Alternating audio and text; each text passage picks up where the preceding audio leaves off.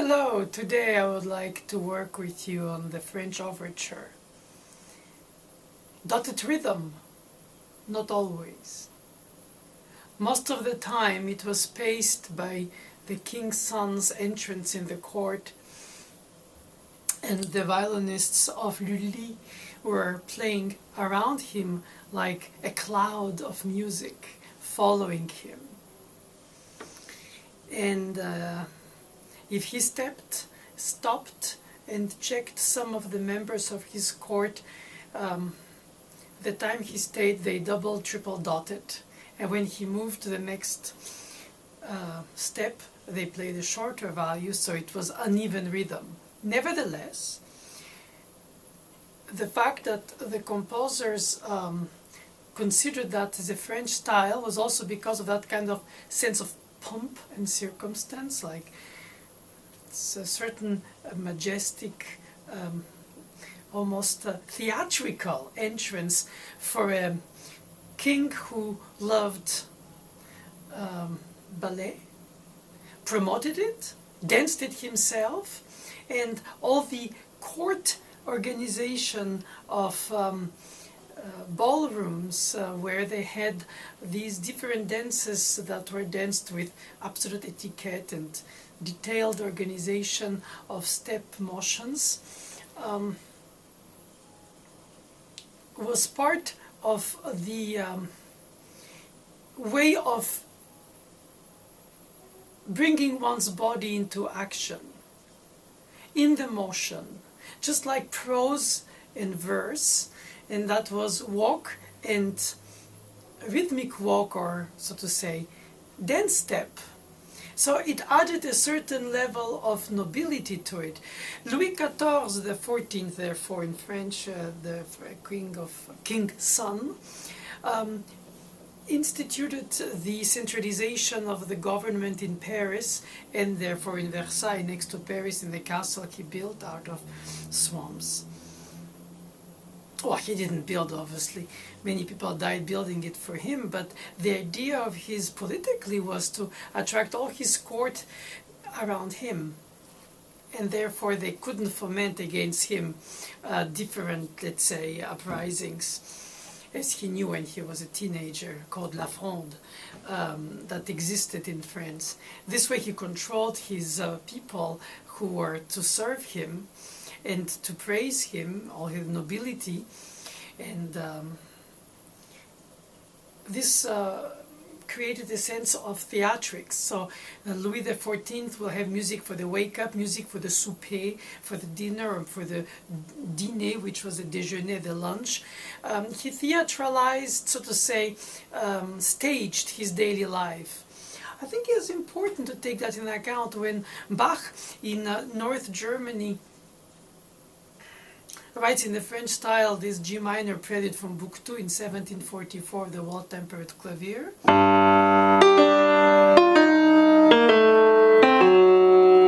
Or in the second partita.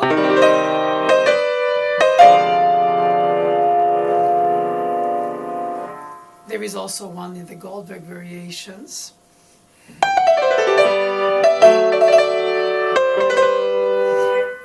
But the notation of the dotted rhythm isn't constantly double or simple. It, in fact, was left to the appreciation of the musician's performance once it was no more just the accompaniment of the king's step, but it was also to do with the punctuation, and if you arrive at the cadence. And so if you play the opening written in the dotted rhythms, it could have been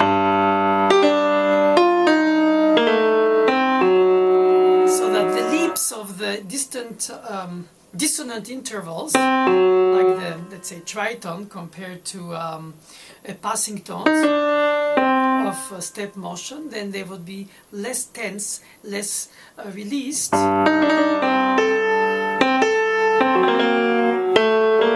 then you emphasize the gesture in terms of melodic eloquence of the upper sixth.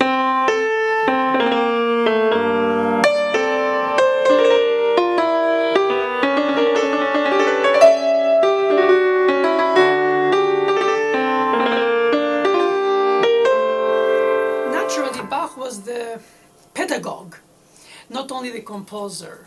In that sense, he liked to indicate even the decorative patterns of the texture, so that the students would have an idea, even if they took their own liberty after that, since it was a tradition, unlike today where we recite, and they improvised. Nevertheless, within a phonetic improvisation or a memorized recitation, the result is the inspiration, and the inspiration is to sound improvised, regardless from which point of view you enter into the texture. Improvised, performed, memorized, which edition, etc. The notation also in Baroque terms, in the era of Baroque, the notation of the dotted rhythm originated by a rest didn't exist. So you couldn't write a dotted 16th note rest with a 32nd to play this G. You write it even, but you know that when it's a dotted rest, which is not dotted because you don't dot the rest, you still play dotted because the rhythm of the French overture is dotted.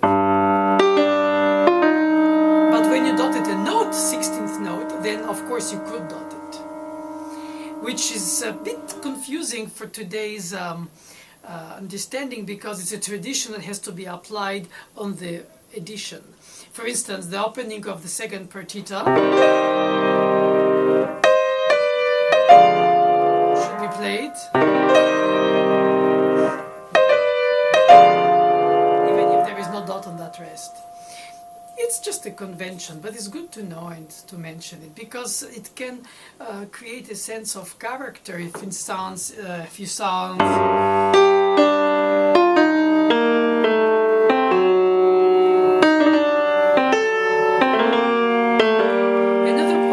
that is interesting to know is that when you have the dotted rhythm followed by a leap that could be, let's say, a 6, and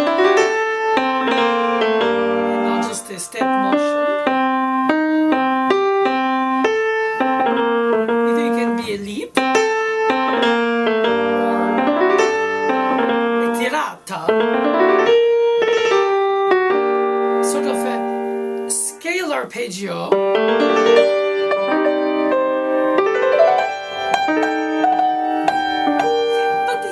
Systematic. The whole point of Baroque is to be an even pearl, supposedly in Portuguese. That means that you don't want to sound in every dotted beat that you'll play one after the next, predictably so. So it will become and this, and that, and this, and that, and this, and that, and then it becomes a convention. Now, no more than 2 or 3 times can you reproduce a pattern, rhythmic, motivic, melodic, or combined. You want to therefore appear improvisatory, but also in an eloquent way to express yourself through the rhetoric. And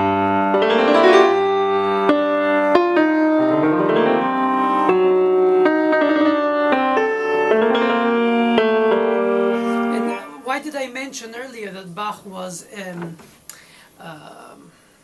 pedagogue? Is because through the detailed notation of the elements that we consider decorative, he obliges to have a template of what to do, from where or from which you can, as a performer, take freedom and say, I'm not going to apply that. But you have an idea. Whenever in the French Baroque composers before Bach, who of course established a lot of that so-called French style overture, for instance, even if Lully was Italian, but then again he was the French court. Scarlatti was Italian and worked for the Spanish court, so you could say that they're all European rather than just from a national country, because that nation as such, except France, didn't really exist in most of Europe in those days. It was feudal little areas of prince this and count that, but there was a sense, of course, of style through the character of the people in general. more flamboyant Italian and more austere North Germans and more moody Dutch, with perhaps to do also with the environment and the weather and the culture. But anyway, the religion also. The reason I mention all this is because it has to be taken in account that when the notation was purposely, like in Louis Couperin, unmeasured prelude, he would just write the right essential notes at most, and then you have to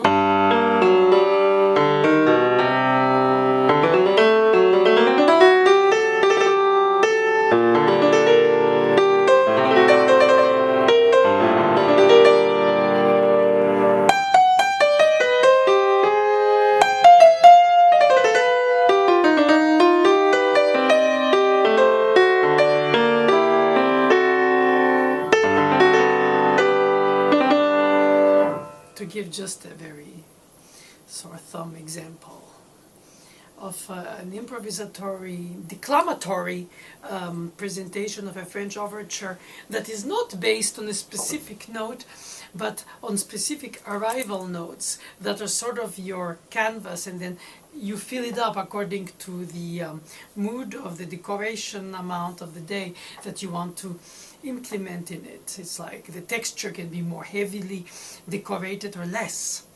And Bach preferred to pedagogically notate a lot of the details that the French harpsichordists didn't.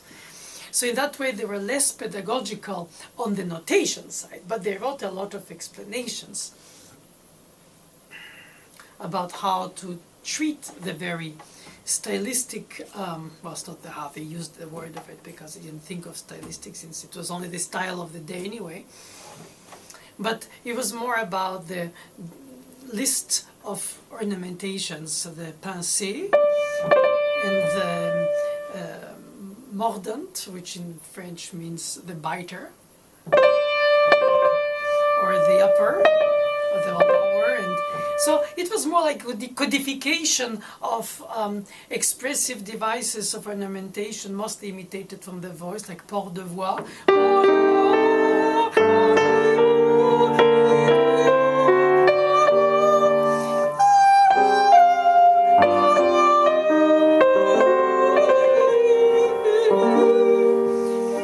Promised myself when I teach I won't sing because it's so silly when the pianist sings, since he's not a singer. But I guess it always remains a very, even if I thought I wouldn't do it when I get older to teach, very practical tool to convey the idea of the sung translation on the keyboard of the aria, in this case of Baroque French operas. And that port de voix from undernote rather, excuse me, is the accacciatura, the climbing, and the appoggiatura is from above. So you could add some of them and make, instead of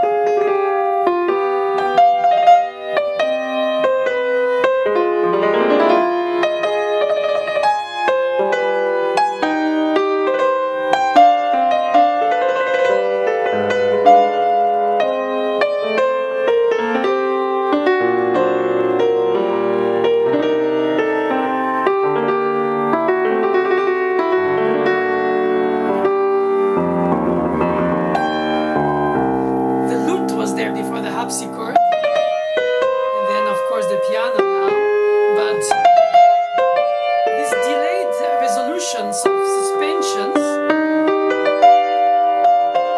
This very French third minor degree augmented major seventh, ninth, closing the appoggiatura on the through the triton to the resolution.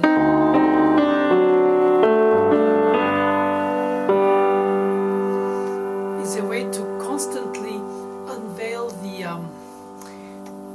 the texture, like some kind of very gracious veil, and that flows and drops and rebounds with the wind. The imaginary phrasing.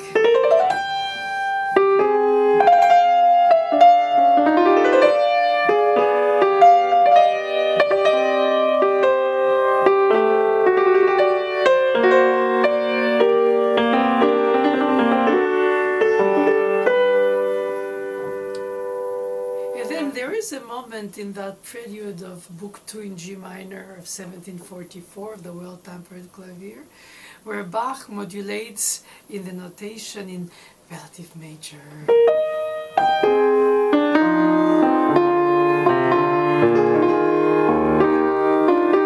And then returns to G minor through C minor ascending minor.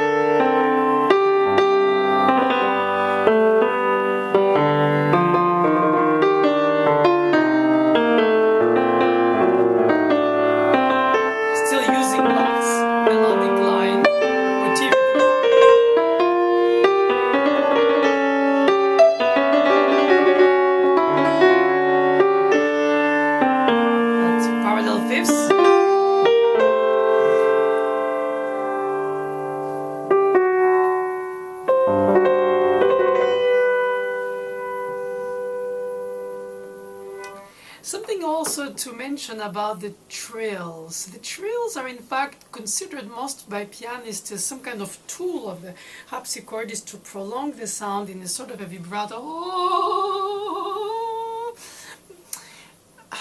But I don't think so.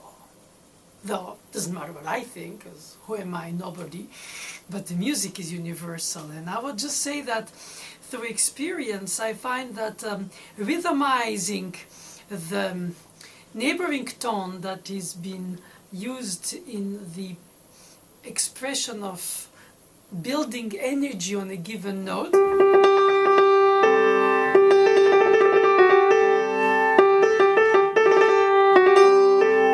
and then exiting it with some kind of a gestural appoggiatura, cacciatura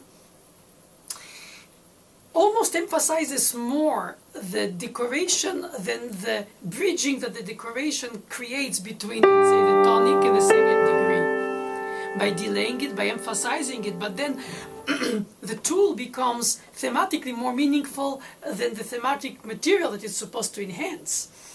It's almost as if you have a big bump on your face and you only see the bump and you don't see the face, because the bump is so obviously disturbing the seeing of the face. I mean, that's a very silly comparison, but factually, on the modern piano, which is the only piano I know, I don't know how modern it is, but recent, when you play something with a trill, then easily that bubbles up like a snowflake. Whenever it was meant to be in fact on the harpsichord maintaining the resonance. But the resonance of the long value anyway decays when it's not trilled. And Bach and the other harpsichord composers didn't write trills every time they wrote a long value. If not, it would have been... It's already very shaking in terms of contemporary, meaning modern view of the Baroque music, constantly ornamented. So it does have a character of shaking, quaking, but it does have also notes that are not. But they're held in a hinted way, saying remember, and then you resolve it when it's already decayed, but you followed it because you know how to read the music and you know the alphabet. It's like those pronunciation of unspoken words, letters in a word, like enough. You don't say enoch, but you write it. And so I think it's wrong to think that, as some of us do or did or shouldn't, that the trill, let's say, per se, was the tool to prolong the sound. I think they didn't need to prolong the sound. But when they used it, I think it was for an expressive emotion. Just like the impossible to demonstrate on the piano, mean tuning was also a way to express sorrow or lament. There were, in some tonalities where you created beats with a given tuning for the given harmonic progressions of chords.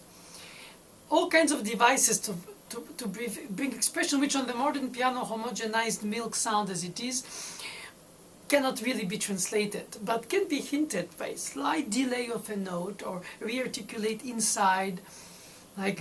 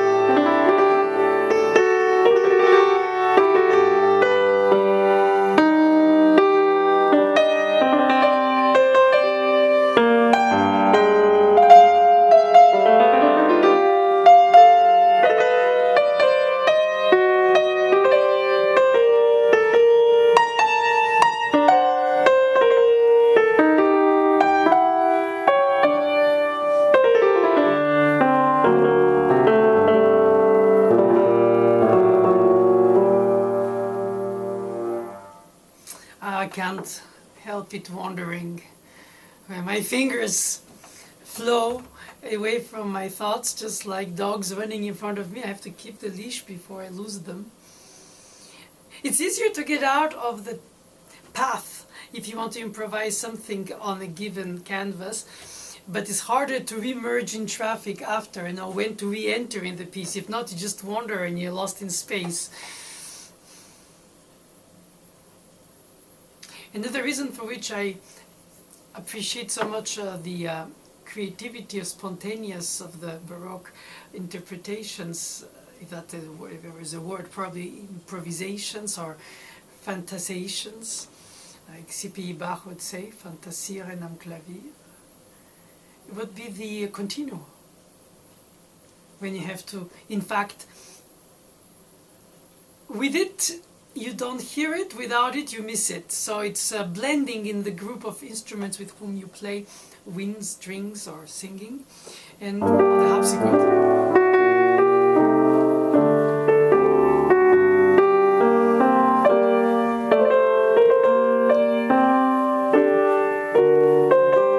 And what you realize is that the melodic line that you improvise or that is written in the solo instruments, if it's an aria with, let's say, oboe and voice, the music moves from the ground up, because the ground is what is notated, and the rest is part of the harmonic motion and the melodic voicing, and then the polyphonic knowledge, but nevertheless it starts on the ground up. And the melodic music of the Romantic era in the 19th century starts on the melody down. Then you harmonize. In Baroque music you'll do, if it was to be Baroque Chopin,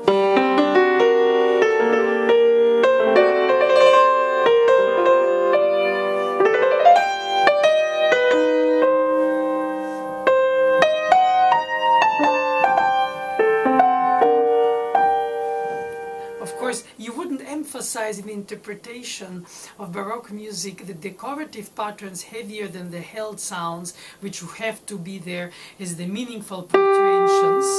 So you wouldn't do, when the decorative becomes, in fact, in Romantic 19th century era in Europe, it becomes a motivic expression. It becomes the theme. Whenever in Baroque it would have been the decoration of the theme. It's almost like negative and positive in pictures. So in a way, when you play the beginning of that prelude again, and then you hear,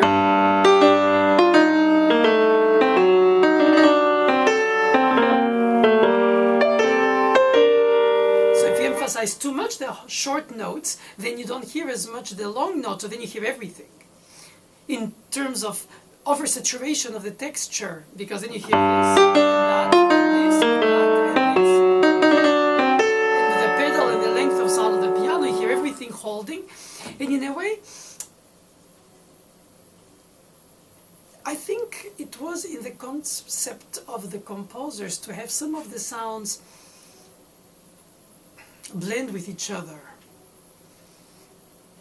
and some not. Perfect example is the first suite for solo cello by Bach, where he implements the harmonization by the empty strings that resonate on the strings of the cello. And in acoustical, let's say church, if they play in acoustical, you hear literally a triad which the cello by essence is not supposed to play plucked, and it's not plucking, but so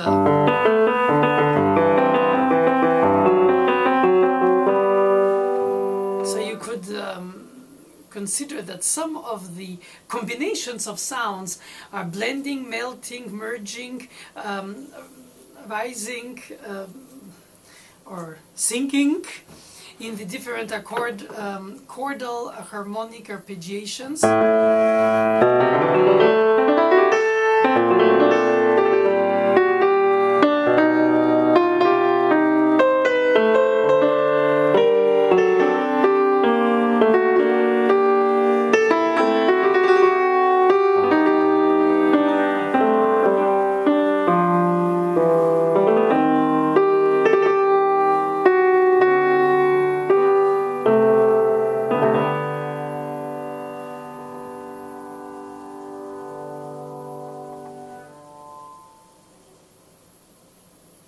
Thank you.